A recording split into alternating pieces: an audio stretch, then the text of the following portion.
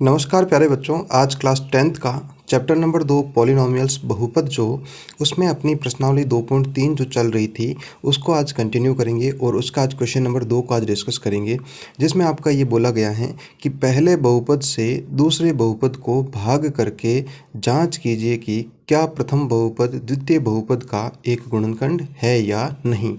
तो अपन को ये चेक करना है कि आपके पास में दो बहुपद दिए हुए हैं, तो इस बहुपद का जो भाग है वो इस बहुपद में भाग लगाना है और आपको ये बताना है कि ये गुणनखंड है या नहीं है। तो किसी भी बहुपद का किसी दूसरे बहुपद का गुणनखंड होगा या नहीं होगा, तो उसके लिए एक शर्त होती है कि उसमें जो आपका शेषफल है वो आपका क्या होना चाहिए, ज़ीरो होना चाहिए। यदि कोई भी आपको दो बहुपद दे दे और एक बहुपद का भाग दूसरे बहुपद में भाग लगाऊं और यदि आपका शेषफल 0 आ जाए, तब तो उसका क्या हो जाएगा, गुणनखंड है, अन्यथा नहीं है।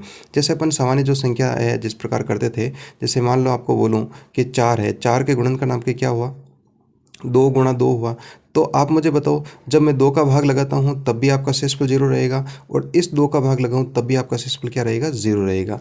तो केवल और केवल आपको ये चेक करना है कि यदि शेषफल 0 है तो आपका ये गुणनखंड है, अन्यथा नहीं है। तो देखते हैं क्वेश्चन नंबर दूसरे का पहला, जिसमें आपको ये बहुपद दे रखा है। सबसे पहले इसमें जो आपका है ना, सबसे बड़ी चर की घात वाला पद कौन सा है उसको लेना होता है।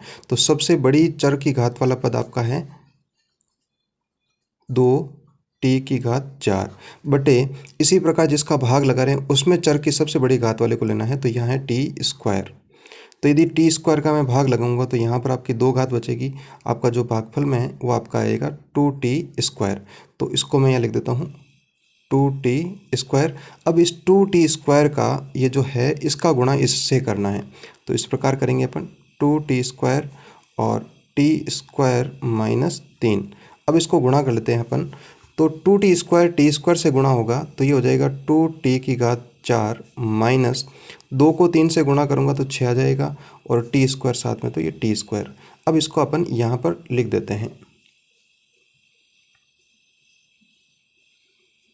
तो ये हो जाएगा आपका 2t4 प्लस ये स्क्वायर है तो इसको स्क्वायर के नीचे ही लिखना है अपन को, तो माइनस 6t²।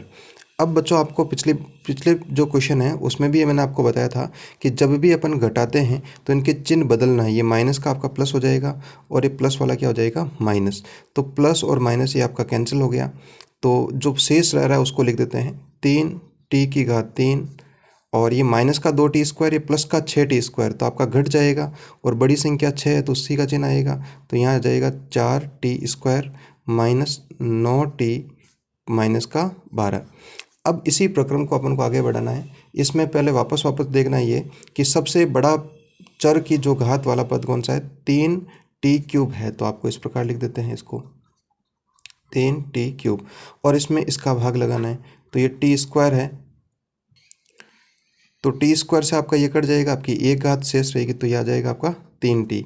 तो इसको लिख देते हैं अपन यहाँ पर 3t और इसका जो गुणा है इससे करना है, तो 3t और यहाँ पर ये हो जाएगा t² माइनस 3। जब मैं इसको गुणा करूँगा तो 3t को t² से करूँगा तो 3t3 हो जाएगा, घात 3 हो जाएगी, माइनस 3 को 3 से करेंगे तो 9 हो जाएगा और ये आपका t। तो इस प्रकार इसको इस प्रकार लिख पाएंगे 3t³ माइनस का 9t, तो इसको अपन यहाँ पर लिखेंगे, यहाँ पर नहीं लिखेंगे, ठीक है बच्चों। अब इसके चिन्ह बदल दो, माइनस का आपका प्लस हो जाएगा और प्लस वाला ये माइनस हो जाएगा, तो ये तो आपका हो गया कैंसिल। जो शेष रह रहा है उसको लिख देते हैं 4t² माइनस 9t, ये भी आपका यहाँ से कैंसिल हो जाएगा, तो आपका शेष रहेगा 12।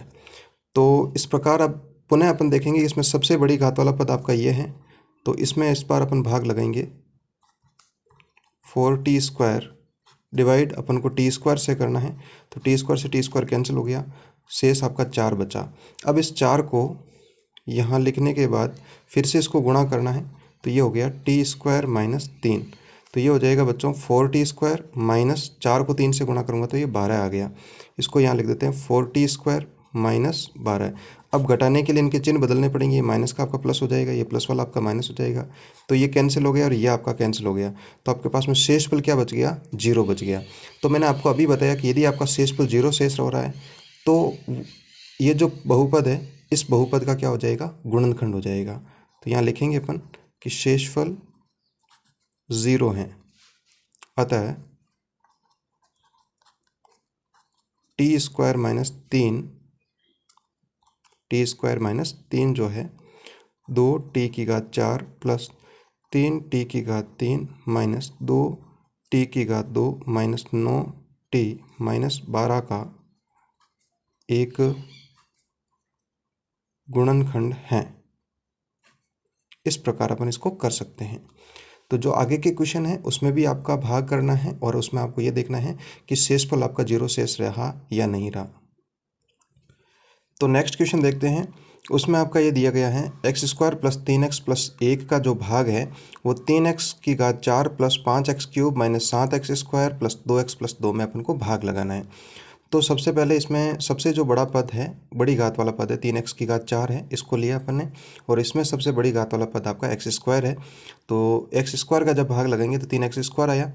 3x² को अपन यहाँ पर लिख देते हैं 3x², और इसका गुणा इससे करेंगे तो ये आपका इस प्रकार आ गया। और इसको लिखकर चिन्ह बदल कर करेंगे तो ये आपस में ये तो कट गया। प्लस का 5x³ और माइनस का 9x³ आपका पीछे शेष रहेगा माइनस 4x³। और यहाँ पर हो जाएगा माइनस 7x² माइनस 3x² हो जाएगा आपका माइनस का 10x², प्लस का 2x और प्लस का 2। पुनः अपन सबसे बड़ी घात का पद यहाँ माइनस 4x³ है, इसमें अपन भाग लगाएंगे तो आपका ये शेष रहेगा। और यहाँ पर लिख देंगे अपन माइनस का 4x, और इससे गुणा करने पर अपने पास में ये प्राप्त हुआ। और जब इसको सरल करेंगे तो अपने पास रहेगा 2x² प्लस 6x प्लस 2।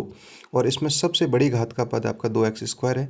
जब इसमें x² का जो भाग लगाऊंगा तो कितना आएगा आपका 2 आएगा, और 2 को इस पूरे से गुणा करने पर आपका ये रहा। चिन्ह बदलने पर जो शेषफल है वो आपका क्या आ रहा है, 0 आ रहा है।